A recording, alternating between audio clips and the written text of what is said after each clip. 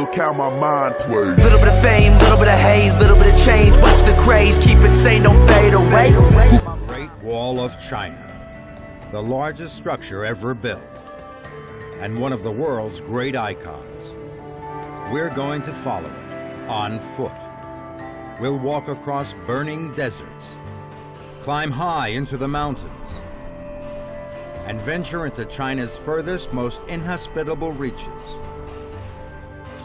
We'll meet the people who live and work along the most remote, but perhaps the most romantic stretch of the wall. This is the China the tourist rarely sees. The China of ancient tradition. We'll get to the heart of it on Walking the World.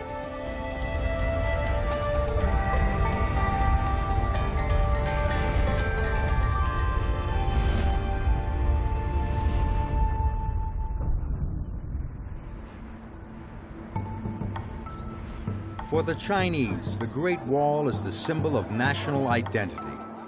It's everywhere you look. It's on t-shirts and stamps. It's on every tourist visa. It's the symbol of the National Police Force. The Great Wall Pickup is China's most popular brand. The Great Wall lies at the very heart of Chinese culture. For centuries, it defined the nation's borders. The people inside it were the Han Chinese. Those beyond it, the challenging outsiders. It's not just the Chinese who are fascinated by the Great Wall. It's a major international attraction. Here at the wall's most well-known section, at Badaling, just outside Beijing, thousands of tourists come every day.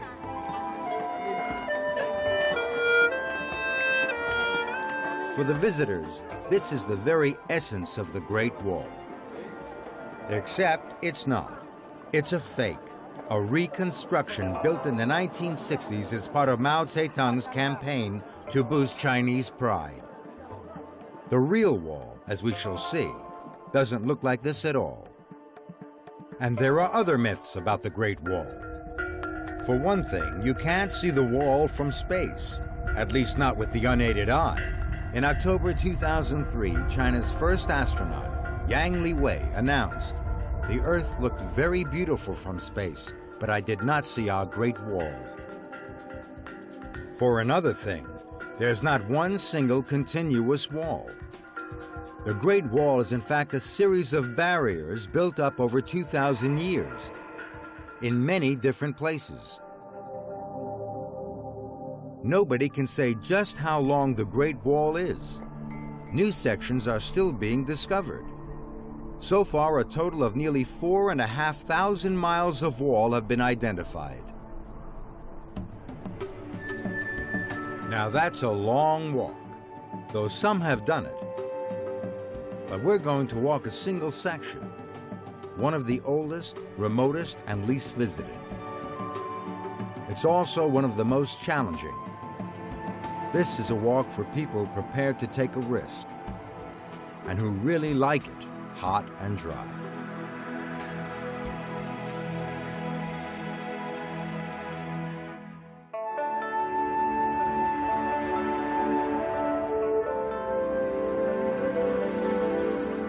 Our inspiration is Xuanzang, a 7th century scholar who walked the length of the ancient Silk Road in search of Buddhist scriptures from India. He was the origin of the famous monkey legend. Stories describing his adventures with his companions, Brother Sand, the river monster, Pigface, the glutton cast out from heaven, the Dragon King transformed into a horse, and of course, Monkey, the trickster.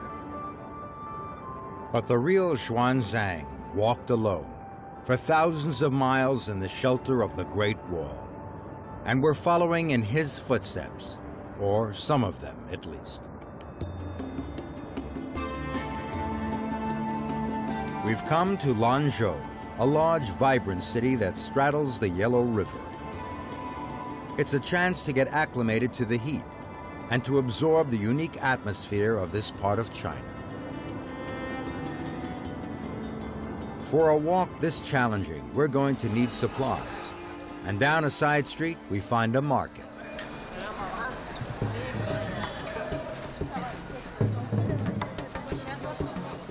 It's not immediately obvious what everything is. There are all sorts of fruits and vegetables, pastries that might be sweet or savory, and they're all being sold at the tops of their voices in the local Gansu dialect.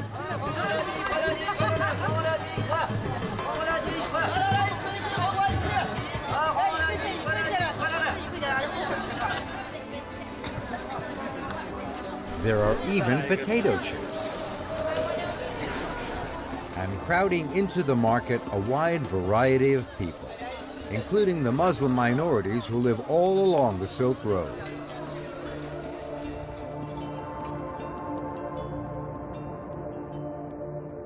Along the riverbank, there's an unexpected sight, an ancient feat of engineering that once made the city possible. By bringing life to this arid land, these giant water wheels, more than 30 feet high, are all that remain. More than 250 once lined the river's edge, extracting water from the mighty river to irrigate the parched soils. Now the job is done by electric pumps.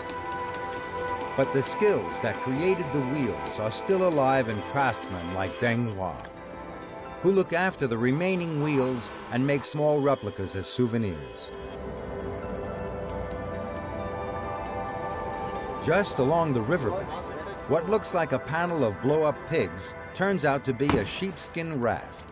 Niu Chang is one of the few remaining Yellow River raftsmen. But there's no time for a ride. It's time to leave Lanzhou and meet the first real challenge of our walk. Tomorrow, we'll be heading out into the desert. We'll get our first sight of the oldest section of the Great Wall. And from now on, water so plentiful here will be our biggest luxury.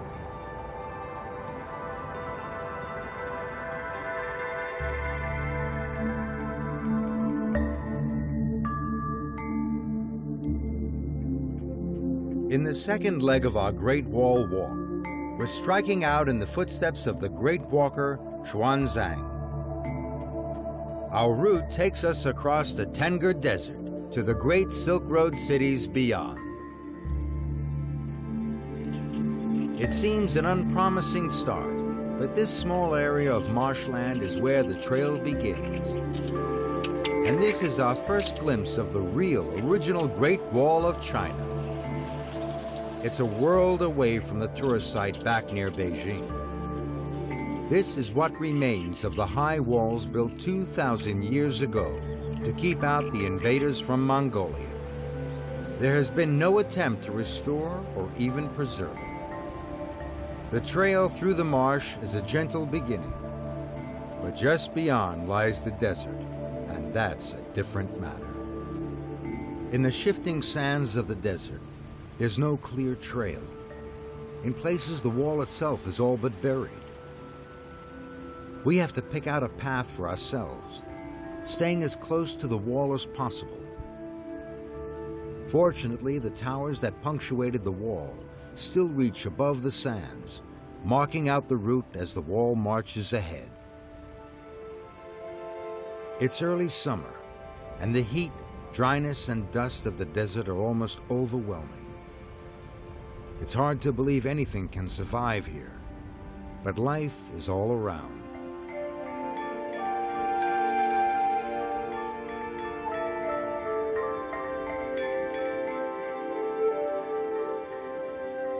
Further into the desert, the sand dunes reach up to 30 feet high. This is the classic desert landscape. To walk through it is an unforgettable experience. A string of camels completes the picture. Once this was the only way for Chinese merchants to trade with Central Asia and Europe beyond.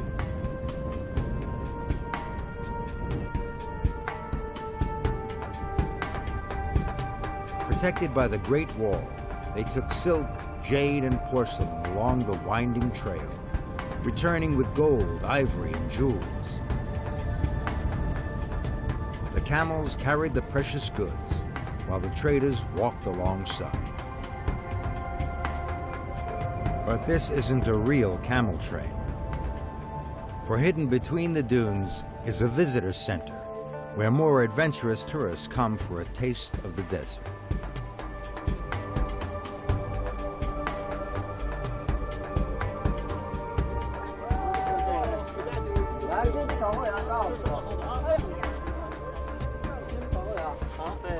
These are Bactrian camels with 2 humps.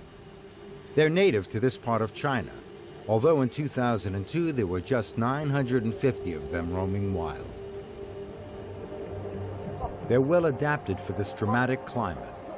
At some 4,000 feet above sea level, the winters here are brutal, with average temperatures of -15 degrees Fahrenheit.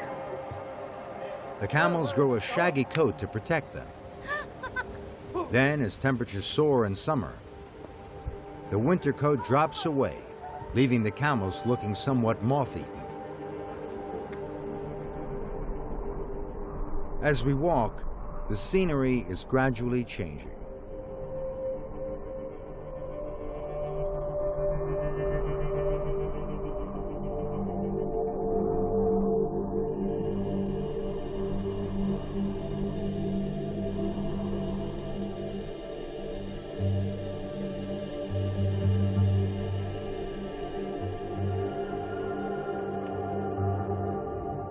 Seeking refuge from the heat, we head for a Buddhist temple built right onto the Great Wall as a resting place for travelers.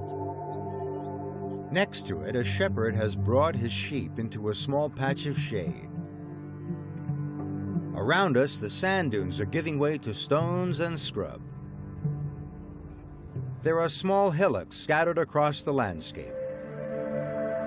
According to the shepherd, they're the graves of local people, his kinsmen, who by custom are buried out in the desert.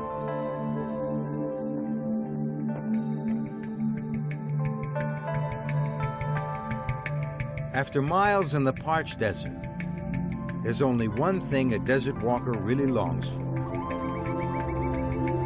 a break from the trail in a green, lush oasis. Seems heaven sent. To a Silk Road traveler, 1,000 years ago, it would have been literally a lifeline. Today, the year-round natural water supply supports a large and thriving community. We head for the ancient city of Wuwei, guarded by a massive city gate.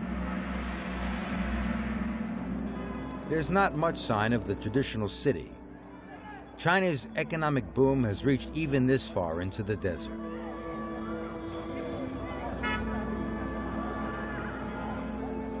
We're arriving on a Saturday afternoon. The town square is where everyone gets together.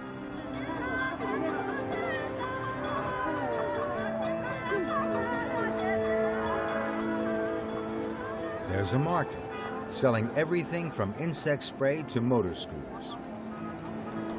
The giant statue is a familiar symbol throughout China, but it has a special significance here. The original 2,000-year-old statuette was found in Wuwei.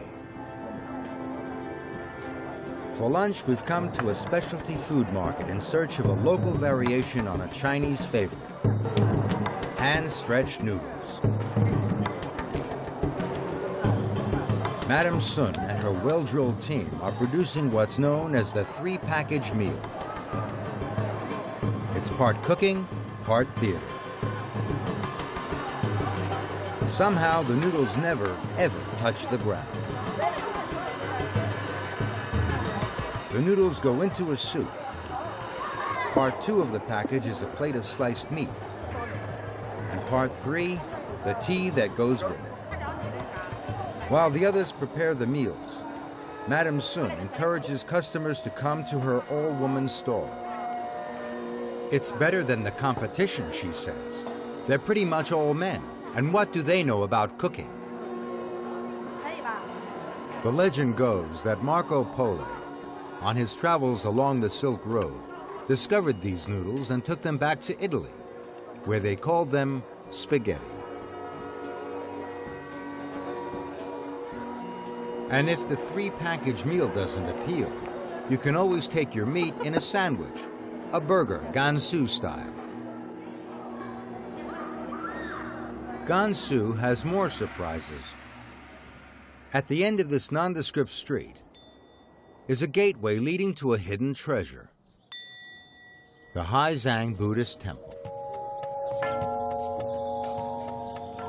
A painting here commemorates Xuanzang, who passed through here 14 centuries ago on his epic walk to India. It's said that he spent a whole year here, and it's easy to see why.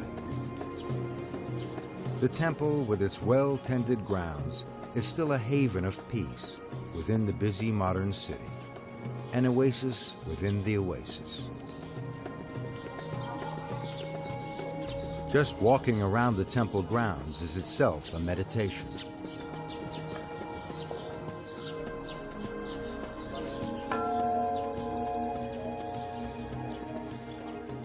Towards the back, a group of craftsmen is using a traditional method to restore the temple.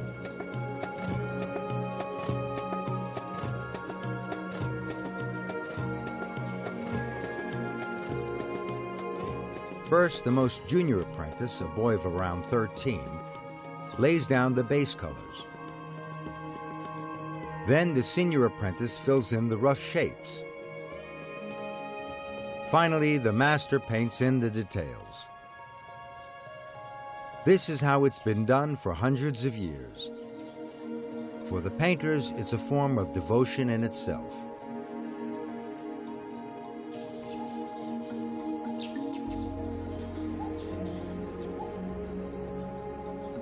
At the highest point of the temple, there's a well. According to legend, the water comes straight from the holy city of Lhasa in Tibet. It is believed to grant blessings to those who drink it. Anyone is welcome to drink, as the monks themselves do every day. For us, the oasis can be just a brief stopover. Tomorrow, we'll be following the trail onwards through a stunning mountain corridor, and for the first time, glimpse the true scale of the mighty wall.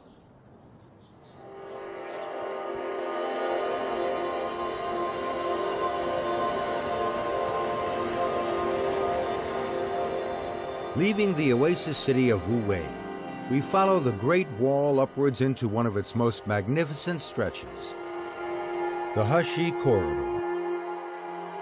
It's a sliver of China squeezed between the high plateaus of Tibet and Mongolia.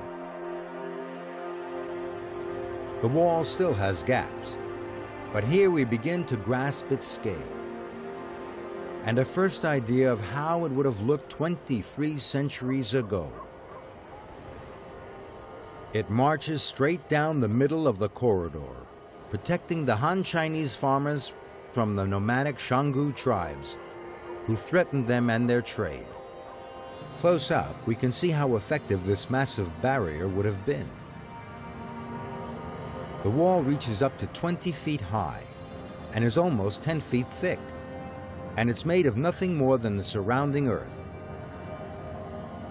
Soil that has been compressed to form a structure as hard as stone. During periods of peace, local people used sections of the wall to build their houses. They even made gateways to give their animals fresh grazing. Later, when danger threatened once more, the Ming Dynasty emperors repaired the wall.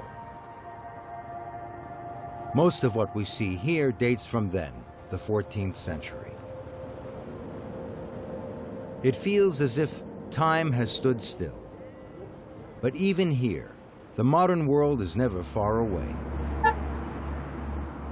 A new highway cuts straight through an ancient gateway within the wall. It's hard to believe these towers have been standing for centuries. They're made of nothing more than mud. The towers mark a transition. Beyond here lies one of the world's most extreme deserts, the legendary Gobi. It's the hottest and the coldest, and it's one of the highest. The Gobi is one of the greatest of walking challenges. Just looking out across its vast emptiness is awe-inspiring.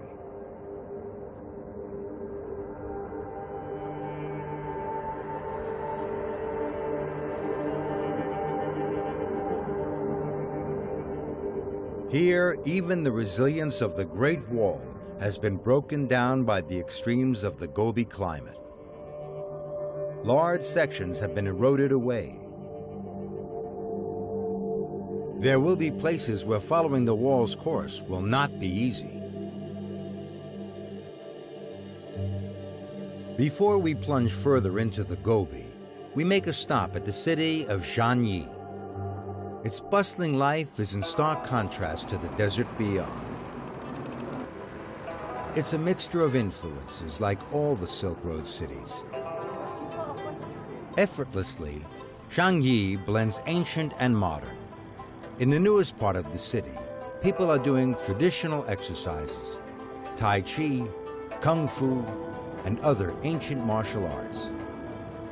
And while in the West, it's the young people out exercising, in China, it's the old. Marco Polo, the famous 13th century Italian traveler, spent time here, drawn by the promise of trade. There's still a flourishing market.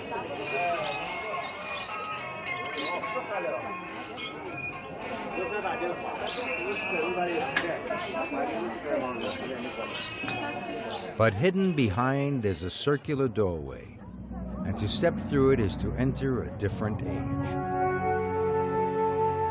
The old town of Zhangyi has probably changed little since Marco Polo was here. People live much as they always have in the dusty houses built of desert soil. Round the corner, there's another glimpse of life on the ancient Silk Road. A hostel for merchants and officials from the nearby province of Shanxi. There's even a theater, a distraction from the harshness of life with the camel trains. For us too, Zhangyi has been a welcome rest. Tomorrow we take on the Gobi and make a detour to see a very unusual horse race.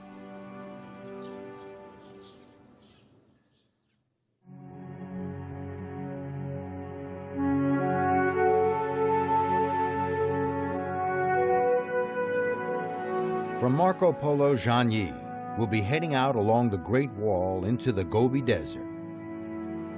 And we'll make a detour into the cooler air of the mountains.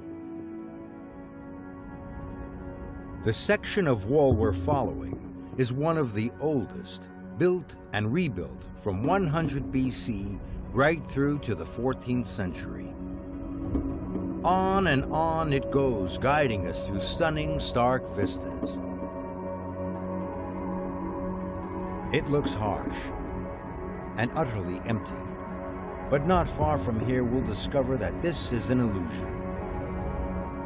We're making a detour to a nearby valley of the Qilian mountain range, where we'll see just how much life there is in this seemingly desolate landscape. As we walk uphill, the terrain changes. The going gets tougher as we go higher. The soil is poor.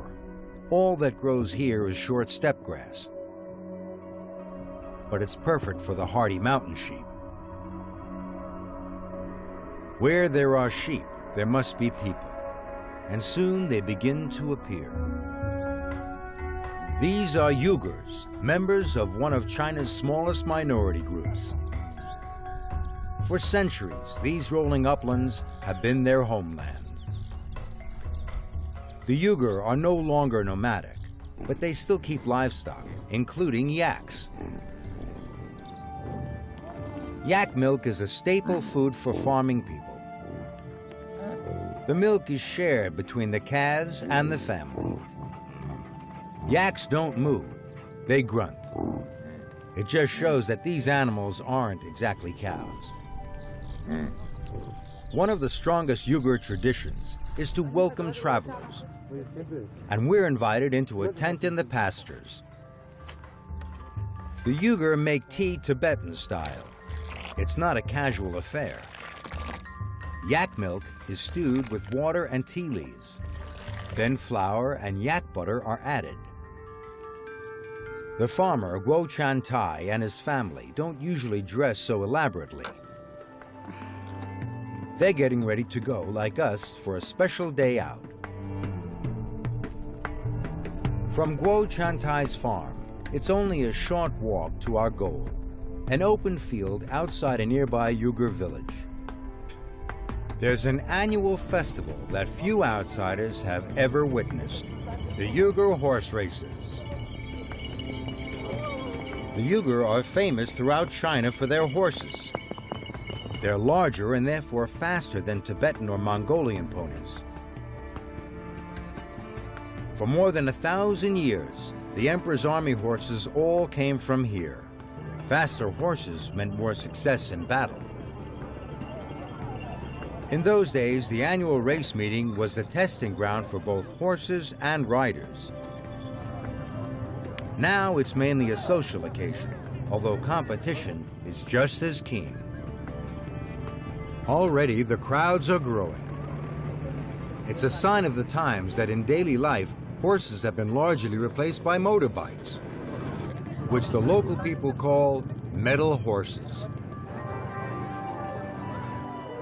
There are only about 14,000 Uyghur all told, but most of them are gathered here today. They're a typical mixed Silk Road people. Their festival clothes reflect cultural backgrounds. Some are pure Uyghur, some more Tibetan in style, and some more Mongolian or Kyrgyz. Guo Chan Tai, who as well as livestock farmer, is also principal of the local school, is leading a group of his school children. The event begins with a parade. People have come from all over the region to take part, and each group has its own riders to support.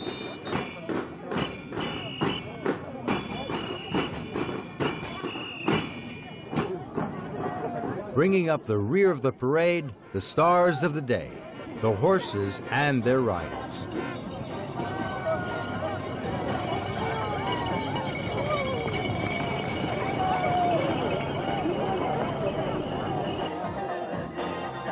Next, there's a dance display.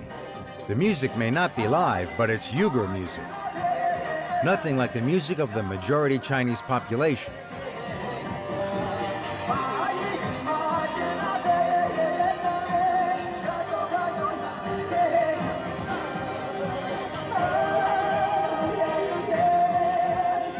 After years of oppression, minorities like the Uyghur are now actively encouraged to keep hold of their traditions.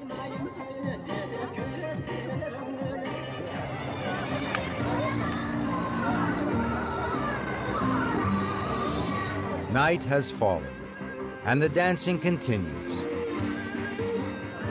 This is the great social opportunity of the year, when the Uyghur can meet old friends and make new ones, and even keep an eye out for potential marriage partners.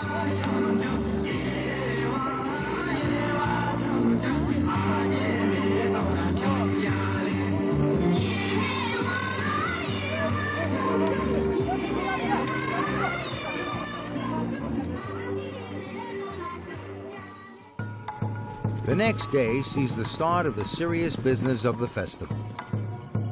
Guo Chan Tai has a horse in the races, but in the enormous gathering, he's having a problem finding it. The first race is coming up. The track is watered to try to keep the dust down, though it doesn't seem to work. The spectators support their own riders, but since gambling is illegal in all of mainland China, the main tensions are among the competitors. Guo has found his horse. He doesn't ride in the races anymore. He has a young rider to race his horse for him, but he's optimistic about his horse's chances. The first race gets underway. These are time trials for later races, and the horses don't gallop but trot, though the pace seems none the slower for that.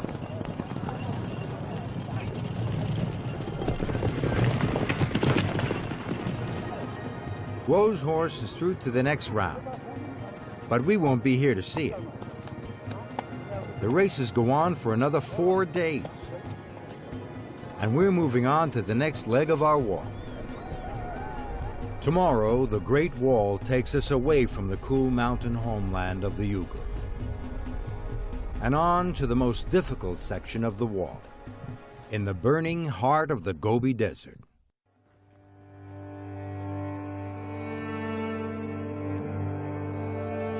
Heading once more towards the Great Wall, we're facing our greatest challenge, the intense heat of the Gobi Desert.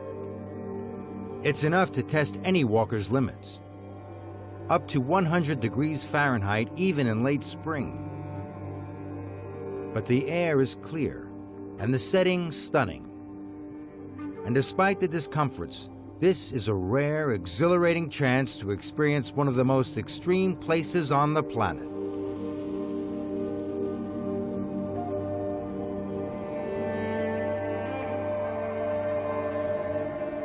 The Great Wall is well preserved here and easy to follow, and it leads us steeply upwards into the nearby hills.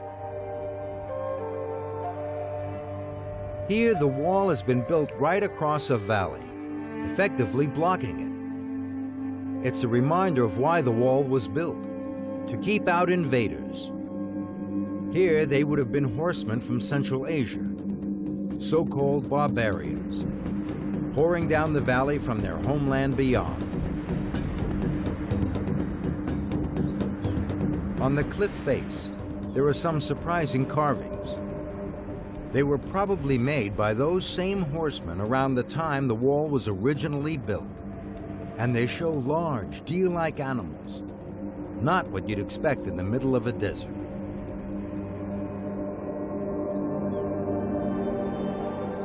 It's hard to understand why the invaders were so eager to conquer this arid expanse.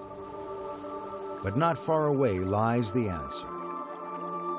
The most precious commodity in a desert region, an oasis. Without these pockets of water, no one could settle here, and even travel would be impossible. The wall put this oasis firmly on the Chinese side, out of reach of the attacking enemy. The wall looks different here. It's been restored by the Chinese government. On the neighboring section, a local farmer has taken things into his own hands. Virtually alone, Yang Yongfu has restored the towers and wall on an impressive scale. He and his small team use age-old methods that seem to defy modern building theory.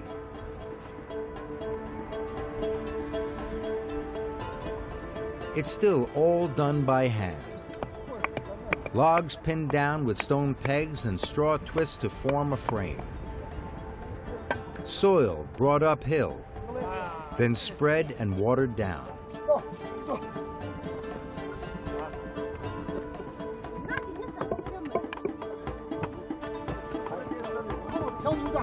Then tamped down to form a solid structure hard as rock. Finally, the logs are cut away to be reused, leaving a distinctive pattern on the surface of the wall. This was how thousands of miles of wall were built centuries ago. An astounding achievement.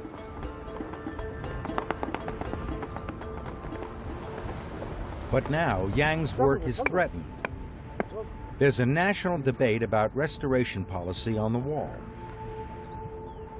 Current feeling is that this sort of comprehensive restoration is more like replacement, and that it hastens the destruction of the original. Yet, as we've seen so often on this walk, left to itself, the wall inevitably falls into ruin.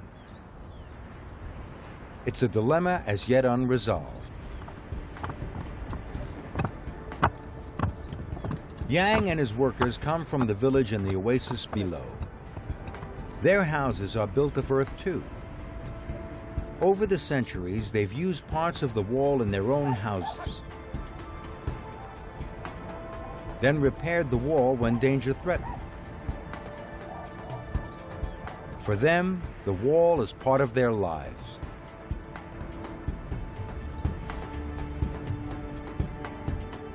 Before continuing into the desert, we're going to take a break from the heat to visit a unique village in the foothills above.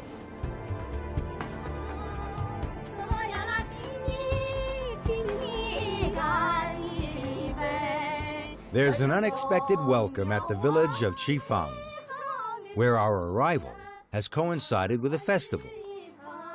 Visitors like us are automatically included with other guests, a rare chance to see a local event from the inside. In this poor desert land, it's an honor to be treated to such a feast. There's rice wine to be shared.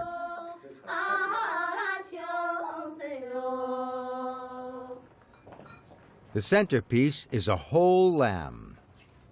The host, the mayor, chooses the best parts for the guests, including the eyeballs.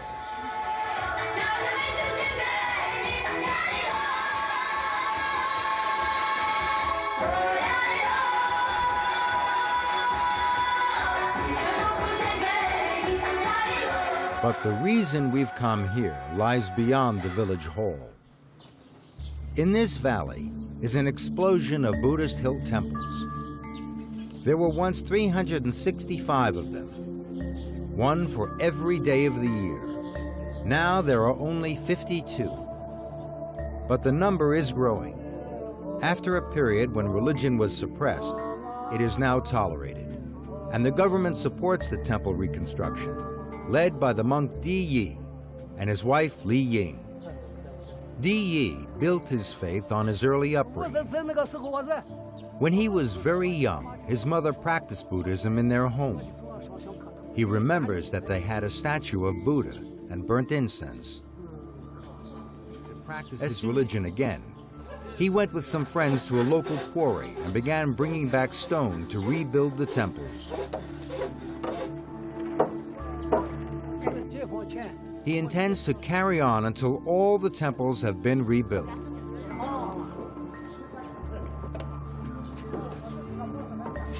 The project is massive. Local monks, revitalized by the resurgence in Buddhist belief, are determined that the valley will once more be filled with hundreds of symbols of their faith. In a nearby cave, there's an astonishing sight. A mass of statues, the 500 apprentices of Buddha.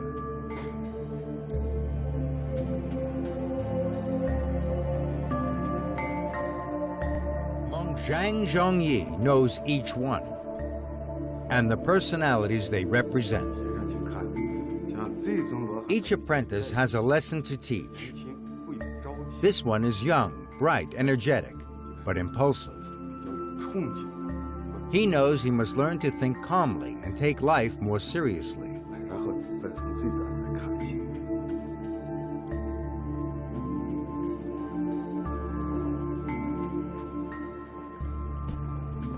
This apprentice is older. He teaches that success or fortune can never be guaranteed. Life is filled with surprises. So he advises against spending life planning and scheming for advancement. These statues and the moral stories they tell have strong Chinese cultural overtones. It's an example of how Buddhism, an Indian religion, has been adapted for local needs. But there are many Buddhists in Qifang who follow the form of Buddhism practiced by their neighbors in Tibet.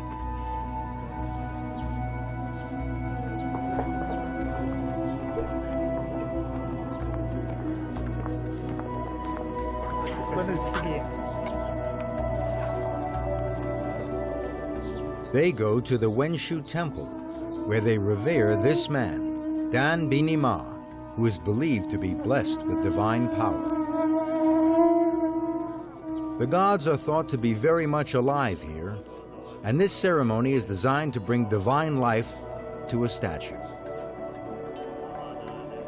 It's a long, elaborate ceremony. Chanting induces a meditative state in the monks. The statue itself is believed to be transformed. In their words, it has its eyes open. Spiritually, it comes alive. Dan Bini Ma wraps the statue and hands it to the man who has brought it to be blessed. When it is taken into his home, it will bring blessings and keep away harm. This cave behind the temple has a special significance for Dan Bini Ma, who is himself believed to be an indirect reincarnation of the divine being, the Wenshu Pusa.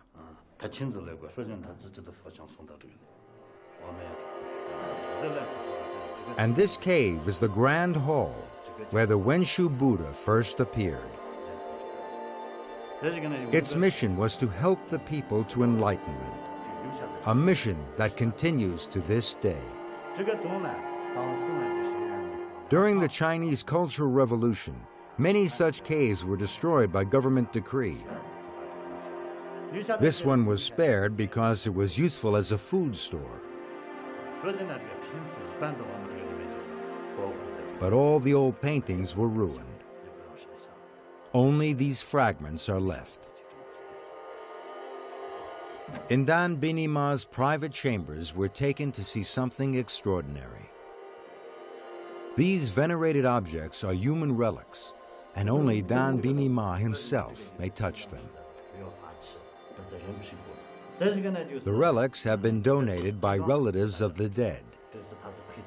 They're used at funerals to help cleanse the spirit of the departed, and it's believed that the donors will earn extra merit in their next incarnations.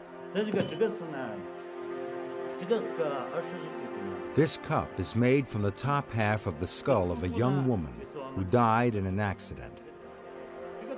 The leg bone has been turned into a ritual flute. This is the skin of an old man's hand and forearm. While this might seem shocking to outsiders, for Tibetan Buddhists, death, even early death, is a familiar part of life. Funerals here are important and powerful rituals. It may be that they offer comfort, a way of coping with the harsh realities of mountain life. Outside the temple, the day ends with the raising of flags, their every movement speeding prayers to heaven. Their bright colors a constant reminder of the resurgence of faith that this valley represents. Tomorrow we leave this tranquil valley and return to the wall. We'll follow it to its end, what was once China's last outpost.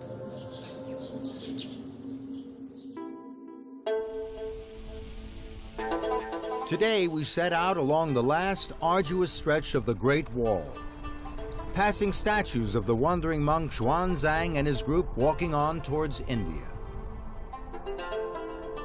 But as we approach the city of Jiayuguan, the only camels we find are made of concrete.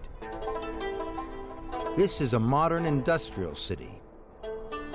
And here, just outside Jiayuguan, is the last fortress, the final outpost of Ming Dynasty China. This marks the end of the Great Wall, and as a tribute to its importance, the government has rebuilt the fort, just as it once was. Beyond the end of the wall lie the mountains. Then outside China, now an integral part of it, the barrier, once so vital, is needed no longer.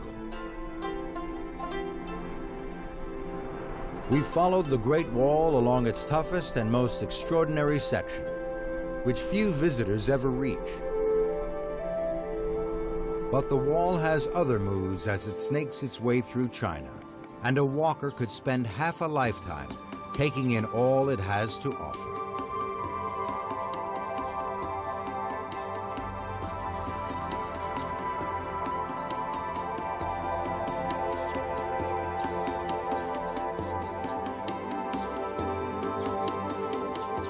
Before we leave China, we return to the wall outside Beijing to meet Zhou Wanping, one of the many whose lives have been shaped by this icon. He's passionate about the Great Wall and has spent his life photographing it.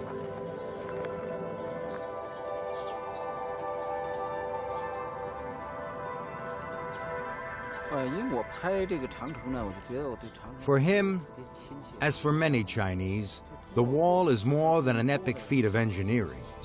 He sees it as a great treasure, passed down through the generations. It represents the spirit of eternity. Yet the wall itself is not eternal.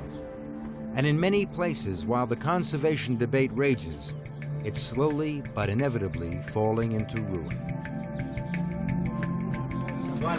Right now we're walking up Great Wall of China. It's quite the hike. Tons of people around. It's really steep. Pretty amazing though. Really foggy today. Okay. Don't push. Yeah. Okay. Hey! Look this. Music! Okay. Are you ready? Yes, ready! Ready! 1, 2, 3, go! 1, 2, 3, 4. 1, 2, 3, 4. 2, 3, 4! 1, 2, 3, 4! 1, 2, 3, 4! Yeah!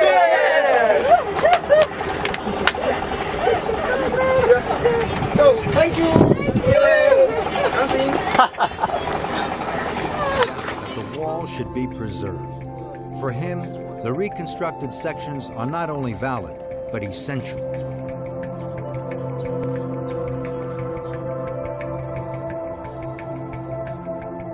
Walking along the wall has taken us on a journey, not only through some of the world's most stunning landscapes, but into the heart of China's identity. From its earliest struggles with would-be invaders to the economic miracle that has put modern cities in the desert. It's an unforgettable experience.